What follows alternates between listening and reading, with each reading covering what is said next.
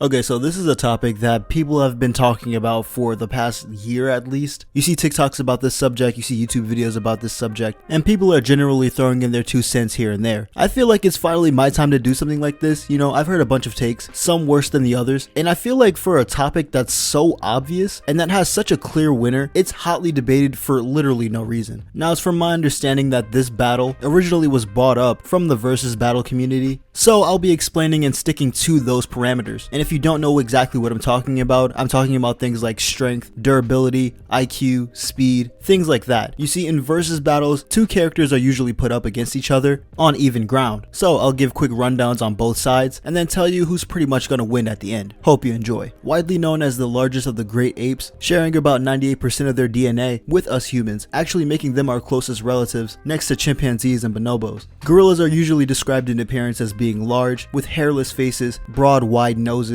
with a wide and stocky stature, that actually have the emotional intelligence enough to display human-like behaviors such as laughter and sadness. Gorillas are generally considered to be gentle giants, as they aren't considered aggressive in nature. However, if one is provoked, they will show it, through a series of gritting their teeth, beating their chest, and running at you in a mock charge. In fact, gorillas may go their entire 40-year lifespan with only having experienced a handful of fights. Gorillas usually live in a societal structure in which the adult male, known as the silverback, leads a group of usually 5 to 10 members, although it's been observed that these numbers can fluctuate to the 50s. Now obviously, if you've ever seen a gorilla before, you can tell, it's strong as hell. In fact, their lifting strength has been clocked at about 4,000 pounds, whereas a well-trained bodybuilder can only lift around 885. In fact, it's estimated that a gorilla can only lift about 10 times its body weight, which is insane to think about, especially for an animal that's considered a gentle giant. And just like any other animal who primarily feeds on tough vegetation, gorillas sport an incredible 1300 psi in bite strength, which is way above a lion's bite force as well as a hyena's. And for the opponent that really matters today, it's stronger than the grizzly bears, with them only having a bite force of around 1200 psi. Gorillas are also surprisingly fast, with the average speed of a silverback being 25 miles an hour. Now, in terms of a fight, if you've ever seen a gorilla fight before, you know that their movements are usually sporadic, and with their main way of injuring opponents being through blunt force, and of course using that 1300 psi bite, usually causing deep gashes to other gorillas and trying to do enough damage to get their point across. Occasionally, when silverbacks fight, you will see one kill another one, but this is rare. There's also a sort of misconception that I keep hearing around, especially when I hear other people's takes on this situation. It's that because gorillas are apes, they're generally going to have a higher IQ than a bear, and using that high IQ, they would sort of find a way to get to a bear's weakness and then just kill it. Now, this doesn't work for a couple of reasons.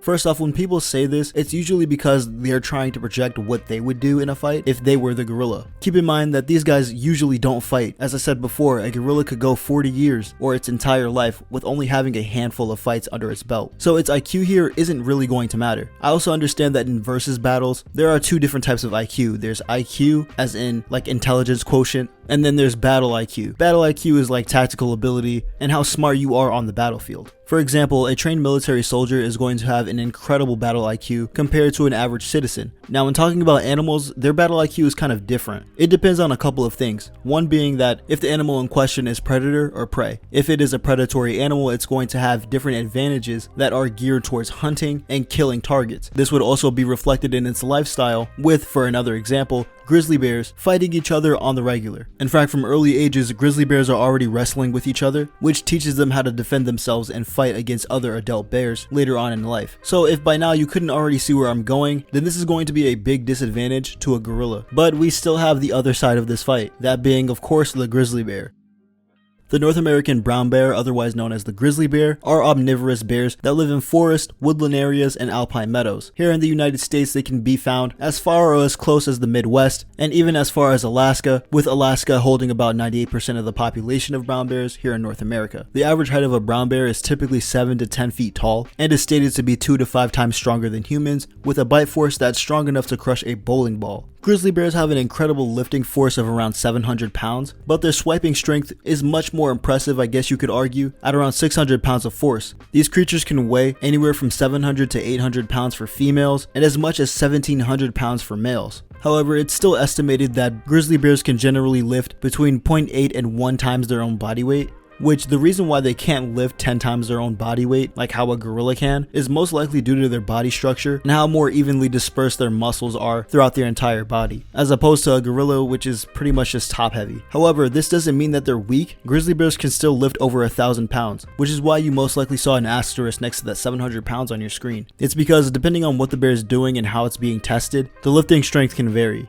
Grizzly bears' main form of attack is biting, slashing, and wrestling their opponents to the ground. Now, bears use huge dinner plate sized paws in conjunction with their 2 to 4 inch claws that admittedly aren't as sharp as many people may think. That is to say, if you touch a bear claw, it's not going to cut you immediately. They're probably no sharper than your average dog's claw. However, it's the 600 pounds of force that's used with the paw and the claws to do devastating damage to prey and to you. Because let's be honest, a bear could probably scalp you with one finger, and it probably wouldn't be that hard. Bears have also evolved to have much fat, thick muscle, and loose skin so that whenever they fight against each other, all the clawing and biting that they do to each other doesn't really do that much damage. A grizzly bear's temperament is unpredictable at best because depending on the situation, grizzlies will either fight to defend themselves or food or their area, which in that case they'll probably just attack to eliminate you as a threat, or they will kill you if, let's say, a mother bear sees you near her cubs. Grizzly bears, however, just like gorillas, also use intimidation on their opponents, only resorting to fighting when absolutely necessary, with these disputes usually being over two males fighting over territory, or if a male wants to kill other cubs to mate with the mother. Grizzly bears are also pretty fast, with their average speed being about 35 miles an hour. However, with grizzly bears weighing so much, their mobility is limited. Now, I think I've talked enough about both sides for you guys to get a general idea of what we're getting ourselves into. Now, when comparing strength for these two creatures, a gorilla does have more strength than a grizzly bear and can also lift about 10 times their body weight, but this is because of their body structure and their lifestyle. As I said before, a silverback gorilla actually needs to be strong enough to lead a troop and to defend themselves and said troop against other gorillas. They also need to be strong enough to take down leopards and crocodiles, which also hunt gorillas, in comparison with a grizzly bear that has a lifting strength of about 700 to 1,000 pounds and can only lift about 0.8 to 1 times their own body weight. However, the thing about strength in this battle at least, and the thing that's actually going to matter a lot, is how much damage one side can do to the other. For those of you who don't know, usually you would take two characters that you would put in a versus battle and bloodlust them. Bloodlusted characters are usually just a way of equalizing things further, and so you would take a character and make them enraged enough to be bloodlusted so that they would go for the kill. So we could do the same thing here with the animals. Like I said before, causing the most damage is what's going to be the deciding factor in this fight. And as I said before, grizzly bears have an incredible striking strength. It's arguably better than their lifting strength, and that's due to their claws.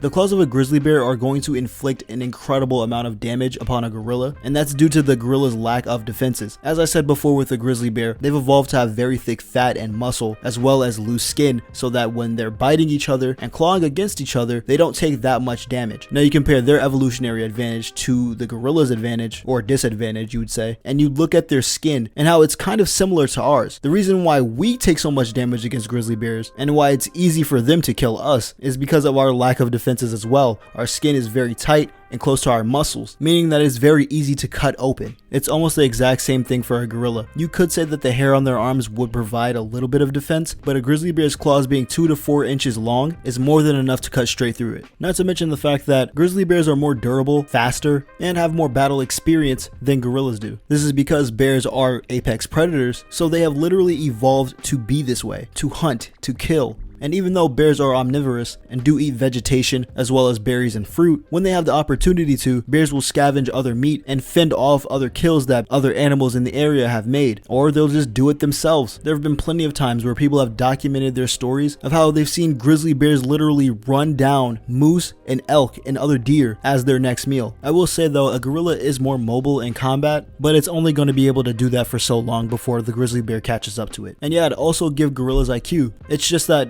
their IQ isn't going to matter in this fight because they don't know how to use their strength in fights. It's not going to be like how a boxer fights another person. Not to mention the fact that a grizzly bear is going to be more intimidating than a gorilla. So if this was an ultra realistic fight and you just threw these two opponents in like the woods somewhere, the grizzly bear being bigger than the gorilla, I could honestly see intimidating the gorilla more. Simply because there's nothing like that in Africa, or at least where gorillas live in Africa. Anyway, the grizzly wins mid difficulty. Anyways, I hope you guys did enjoy. It was pretty fun making this and throwing my 2 cents in there, but you know, people are always going to have their opinions on things like this. So hit that subscribe button if you're new, and I'll see you guys in the next one. Peace.